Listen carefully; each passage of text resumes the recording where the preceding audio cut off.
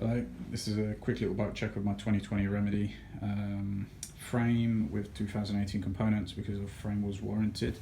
So first upgrade, Hope Tech Freeze with E4 calipers, Race TI axle and a Carbon TI axle on the back, absolute black oval chainring 32, Mamba pedal, clipless pedals on front, San Marco Mantra saddle, custom stickers on the front fork for the RockShox lyrics, DHF on the front, DHR2 on the rear.